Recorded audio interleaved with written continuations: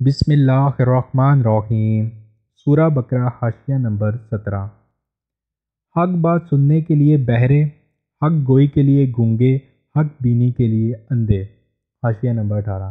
یعنی کانوں میں انگلیاں ٹھونس کر وہ اپنے آپ کو کچھ دیر کے لیے اس غلط فہمی میں تو ڈال سکتے ہیں کہ ہلاکت سے بچ جائیں گے، مگر فی الواقع اس طرح وہ بچ نہیں سکتے، کیونکہ اللہ اپنی تمام طاقتوں کے ساتھ ان پر محیط ہے۔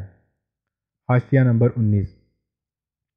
پہلی مثال ان منافقین کی تھی جو دل میں قطعی و منکر تھے اور کسی غرض و مصلحت سے مسلمان بن گئے تھے، اور یہ دوسری مثال ان کی ہے جو شک و تذبذب اور ضعیف ایمان میں مبتلا تھے۔ کچھ حق کے قائل بھی تھے، مگر ایسی حق پرستی کے قائل نہ تھے کہ اس طرح کی تکلیفوں اور مصیبتوں کو بھی برداشت کر جائیں۔ اس مثال میں بارش سے مراد اسلام ہے جو انسانیت کے لیے رحمت بن کر آیا۔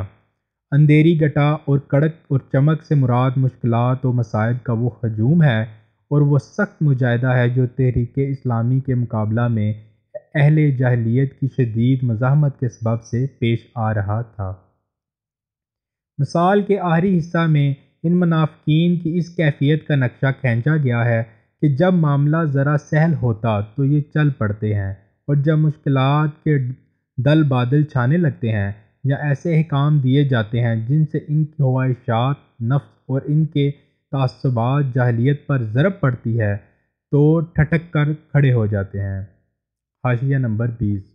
یعنی وہ جس طرح پہلی قسم کے منافقین کا نور بصارت اس نے بالکل سلب کر لیا، اسی طرح اللہ ان کو بھی حق کے لیے اندھا بہرا بنا سکتا تھا، مگر اللہ کا یہ قاعدہ نہیں کہ جو کسی حد تک دیکھنا اور سننا چاہتا ہو اسے اتنا بھی نہ دیکھنے سننے دے۔ جس قدر حق دیکھنے اور حق سننے کے لیے یہ تیار تھے، اسی قدر سماعت و بصارت اللہ نے ان کے پاس رہنے دی۔ حاشیہ نمبر 21۔ اگرچہ قرآن کی دعوت تمام انسانوں کے لیے عام ہے، مگر اس دعوت سے فائدہ اٹھانا یا نہ اٹھانا لوگوں کی اپنی آمادگی پر اور اس آمادگی کے مطابق اللہ کی توفیق پر منحصر ہے۔ لہذا پہلے انسانوں کے درمیان فرق کر کے واضح کر دیا گیا کہ کس قسم کے لوگ اس کتاب کی رہنمائی سے فائدہ اٹھا سکتے ہیں اور کس قسم کے نہیں اٹھا سکتے۔ اس کے بعد اب تمام نوع انسانی کے سامنے وہ اصل بات پیش کی جاتی ہے جس کی طرف بلانے کے لیے قرآن آیا ہے، یعنی دنیا میں غلط بینی و غلط کاری سے اور آخرت میں خدا کے عذاب سے بچنے کی توقع۔ یعنی جب تم خود بھی اس بات کے قائل ہو اور تمہیں معلوم ہے کہ یہ سارے کام اللہ ہی کے ہیں، تو پھر تمہاری بندگی اس کے لیے خاص ہونی چاہیے۔ دوسرا کون اس کا حقدار ہو سکتا ہے کہ تم اس کی بندگی بجا لاؤ؟ دوسروں کو اللہ کا مد مقابل ٹھہرانے سے مراد یہ ہے کہ بندگی و عبادت کی مختلف اقسام میں سے کسی قسم کا رویہ خدا کے سوا دوسروں کے ساتھ برتا جائے۔